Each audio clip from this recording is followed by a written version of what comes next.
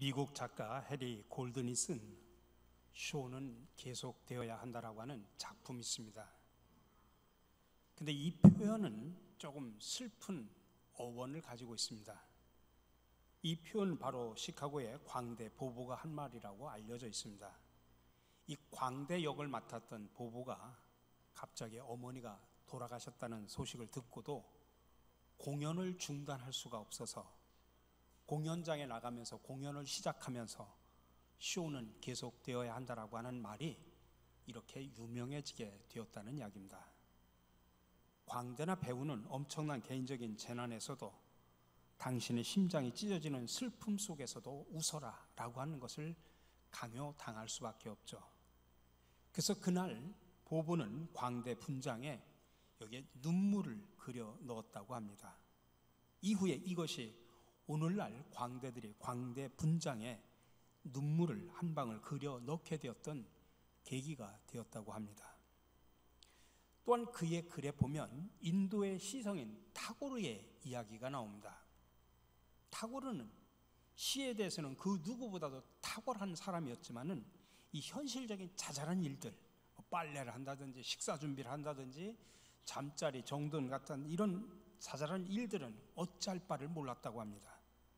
그런데도 다행히 그의 분신과도 같았던 충실한 하인이 그의 그런 점들을 잘 보필을 해줬기 때문에 그는 시에만 몰두를 했다고 합니다.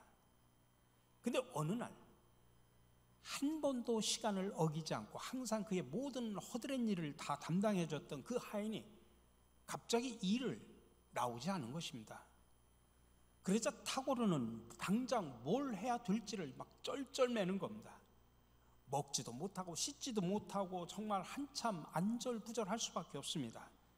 1시간이 흐르고 2시간이 흐르는 동안 온갖 그는 감정의 널뛰기를 경험하다가 결국 결정합니다.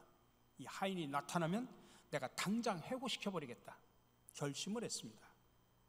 근데 하인은 정오가 한참 지나서야 나타났습니다. 그리고는 심지어 주인한테 인사조차도 않고 말 한마디도 없이 그냥 자기가 늘 하던 일을 계속 하는 것입니다. 주인인 타고르의 옷을 챙기기도 하고 때가 지나버린 식사를 만들기도 하고 집안 청소를 하기도 합니다.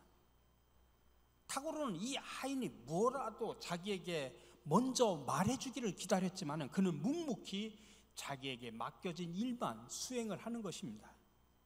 그래서 타고르는 정말 어이없는 눈으로 그 하인을 바라보는데 막 그 타고르의 심정에는 마음속에는 막 분노가 막 쏟아오르는 겁니다. 아니 감히 이게 늦기도 했는데 나한테 말 한마디도 안 해?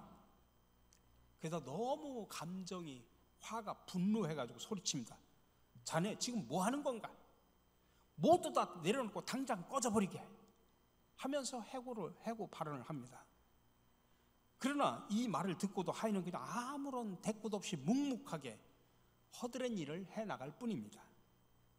그리고 한참 지나서야 하인이 조용히 주인에게 말합니다. 제 어린 딸이 어제 죽었습니다, 주인님. 그리고 하인은 하던 일을 계속했습니다. 여러분, 우리가 인생을 살다 보면 우리도 종종 이런 때가 있습니다. 삶의 브레이크가 걸리는, 그래가지고 한순간도 더 앞으로 나아갈 수 없는 그런 경우들이 있습니다. 그러나 그 순간에도 쇼는 계속되어야 합니다.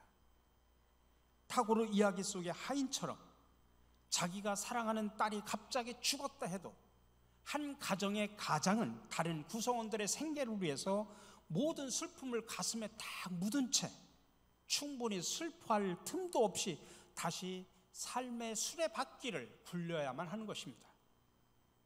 이처럼 다른 사람들에게 자신의 마음을 좀 헤아려 달라고 외치고 싶지만 그 모든 외침을 마음속에 묻고 하던 일을 계속 해야만 하는 그런 때가 있는 것입니다. 쇼는 계속 되어야 하기 때문입니다.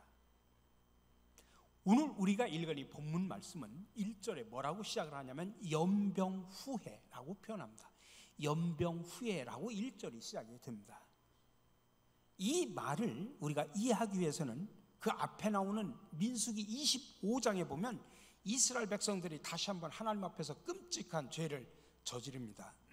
바로 그 앞에 22장, 24장에 쭉 읽어보면 하나님은 이스라엘 백성들을 저주하려고 하는 발락의 음모로부터 이스라엘을 지켜주셨습니다. 근데 이스라엘은 그 하나님의 은혜를 까마득하게 잊어버린 채 이방 여인들에게 빠지고 심지어는 그들이 섬기는 바알신을 섬겼던 것입니다. 그 결과 하나님은 진노하셔서 연병으로 그들을 쳐가지고 24,000명이 죽는 일이 발생했습니다. 만약 그때 당시 비느하스의 그런 하나님을 향한 열심이 없었다고 하면 아마 이스라엘 백성들은 이 사건을 마지막으로 지면에서 완전히 살아버릴 수도 있었습니다. 그러나 그 큰 사건 직후에 오늘 본문 말씀이 말씀하는 것과 같이 연병 후에 하나님의 진노가 벌어진 그 후에 하나님은 또 모세와 엘르아살에게 뭘 명령하냐면 인구조사를 하라고 명령합니다. 지금 인구조사는 두 번째입니다. 출애굽을 나와서 출애굽을 하기 전에 인구조사를 처음 시작했습니다. 그동안 한 번도 이제 출애굽을 해가지고 데리고 나가려면 몇 명인지를 정확하게 파악해야 되지 않습니까? 그래서 인구조사를 한 것입니다. 근데 한 번도 인구조사를 하지 않다가 이제 연병 사건이 일어난 이후에 또다시 인구조사를 하라고 명령하는 겁니다. 이 말은 무슨 뜻이냐면은 지금 이 인구조사를 통해서 하나님은 이스라엘 백성들에게 또 다른 사명을 갖게 하기 위해서 인구조사를 하는 것입니다. 다시 말하면 이제는 그들의 전열을 정비해서 가나안 정복 전쟁을 수행하기 위해서 그 가나안 정복 전쟁을 수행하기 전에 인구조사를 한 겁니다. 다시 말하면 하나님은 구속사가 완전히 멈춰버릴 수밖에 없을 것 같은 그런 상황 속에서 다시 한번 그들에게 하나님의 구원의 역사를 이끌어갈 기회를 지금 주시고자 인구조사를 시켰다 이 말씀입니다. 하나님이 허락하시는 또 한 번의 은혜를 통해서 구속사는 또 다시 한번 앞으로 전진하게 됩니다. 쇼는 계속되어야 하기 때문입니다. 우리가 성경을 보면 이처럼 모든 것이 다 끝장나 버린 것 같은 그런 경우가 성경에 보면 수도 없이 많이 나옵니다. 첫 인류가 창조된 첫 순간부터 하나님을 거역했을 때 모든 게 다 끝장나 버리는 것 같지 않습니까? 하나님의 홍수 노아를 통해서 홍수 심판했을 때 모든 세상이 다 끝장난 것처럼 보이지 않습니까? 아브라함이 자기 아내를 누이라고 했을 때, 그리고 그 이삭을 제물로 바치라는 명령을 받고서 선택의 기로에 섰을 때, 바로가 모든 히브리 남자아이를 완전히 죽이라고 명령을 했을 때, 나중에 시내산에서 모세가 내려왔을 때 황금 송아지 사건으로 인해서 하나님이 모든 이스라엘 백성들 다 멸망시키려고 했을 때, 가나안 땅에 들어가서 아간의 죄로 인해서 가나안 정복이 멈춰버릴 뻔했을 때, 하나님의 심판의 도구인 바벨론에 의해서 예루살렘과 예루살렘 성전이 완전히 무너졌을 때, 성경에는 그렇게 앞이 콱 막힐 때가 한두 번이 아닌 수많은 사건이 연결이 되고 있습니다. 근데 그 이 모든 사건 속에서 하나님은 또다시 은혜를 베풀어 주셨습니다. 거짓말로 인해서 위험에 처해인 상황에 하나님께서는 개입하셔서 아브라함에게 거부가 되게 하셨습니다. 이삭을 대신할 제물을 예비하셨고, 또 히브리 남자 중에 모두를 죽이라고 했을 때 모세가 살아남게 하셨고, 아간의 죄에도 불구하고 가나안 정복을 가능하게 만들어 주셨고, 바벨론의 포로로 끌려간 사람들 중에 나중에는 돌아오게 하셨습니다. 이처럼 성경은 우리 인간들이 하나님께 반역하거나 죄를 지음으로 인해서 구속사가 완전히 멈춰버릴 뻔한 바로 그런 순간들이 많이 있기도 있었지만은, 그런 순간마다 하나님께서는 은혜를 베풀어 주셔서 그 구속사가 계속될 수 있도록 하나님은 만드셨습니다. 성경의 이런 사건들과 이런 이야기들은 우리 삶에 놀라운 희망을 안겨줍니다. 그런데 우리 믿는 사람들은 분별할 수 있어야 됩니다. 아까 말씀드린 타고르의 이야기와 성경에 나오는 구속사의 이야기 사이 속에는 중대한 차이점이 있다는 사실을 명쾌하게 아셔야 됩니다. 타고로의 이야기는, 그 하인의 이야기는 우리에게 많은 깨달음을 주긴 하지만은 그냥 인생 수레바퀴의 이야기일 뿐입니다. 그 수레바퀴가 멈추려고 할 때 그것을 굴리는 존재가 누구냐면 그냥 인간 자신입니다. 멈춘 바퀴를 한 번 더 굴릴 때 그 바퀴가 어디로 갈지 아무도 알 수가 없습니다. 그런데 반면 성경에 나타난 구속사의 이야기들은 하나님이 멈출 뻔한 수레바퀴를 다시 굴러가게 하신다는 사실을 기억하시기 바랍니다. 전능자이자 역사의 주인이신 분이 다시 굴리는 그 수레바퀴는 분명한 방향이 정해져 있고, 또 한 바퀴 한 바퀴 돌 때마다 그 모든 것이 다 의미가 있다는 사실을 여러분들 기억하셔야 됩니다. 그러므로 우리는 희망을 가지셔야 됩니다. 혹시 현재 여러분의 인생의 수레바퀴가 정말 멈출 것 같은 그런 순간에 있다고 할지라도 우리는 절대로 희망을 놓쳐서는 안 됩니다. 인생이라고 하는 쇼가 중단될 것 같은 그런 순간에도 우리는 좌절해서는 안 됩니다. 우리에게는 인생 무대에서 벌어지는 그 쇼가 멈춰지지 않게 우리를 지켜주시고 우리의 인생의 수레바퀴를 굴려주시는 하나님이 살아계심을 여러분들 믿으시기 바랍니다. 혹시 우리가 그 쇼를 망쳐서 중단될 것 같은 그런 상황에서도 그 모든 것을 수습하시고 다시 또 그 쇼가 계속 진행되게 하실 분이 바로 살아계신 하나님입니다. 여러분, 하나님이 멈추지 않으면 우리 인생의 쇼는 결코 멈추지 않는다는 사실을 여러분들 믿으시기 바랍니다. 1685년 독일에서 태어난 핸델은 어려서부터 아주 오르간 연주 솜씨가 탁월했던 사람입니다. 그래서 핸델의 연주를 들은 어느 공작의 권유로 인해서 그는 정식으로 음악 공부를 했습니다. 그래서 12살에 작곡을 하고 13살에 대영주 앞에서 연주를 할 정도로 놀라운 실력, 탁월한 실력을 갖고 있었습니다. 그래서 그 후에 그는 오페라의 고장이라고 하는 이탈리아로 건너가서 오페라의 작품을 여러 편 그는 작곡했던 사람입니다. 이렇게 아름다운 음악으로 뛰어난, 또 아름다운 연주로 뛰어난 핸델이었지만 사실은 무척 방탕한 사람이었답니다. 그가 식당에 가면 앉은 자리에서 8명, 8인분의 식사를 먹을 정도로 식탐이 강했고 술과 도박을 즐겼고 절제 없는 생활을 했습니다. 그러면서도 음악가로서의 명성은 날로 높아져서 1710년 독일의 대영주의 악장이 되었고 1712년에는 그의 음악에 반해서 영국의 앤 여왕의 초청으로 영국으로 건너가서 궁중의 악장이 되었다고 합니다. 그렇게 뛰어난 재능으로 부와 명예를 누렸던 바로 이 핸델에게도 생각지 못한 불행이 다가왔습니다. 자신을 아끼던 앤 여왕이 죽자 이제 왕실의 후원이 끊어져 버렸습니다.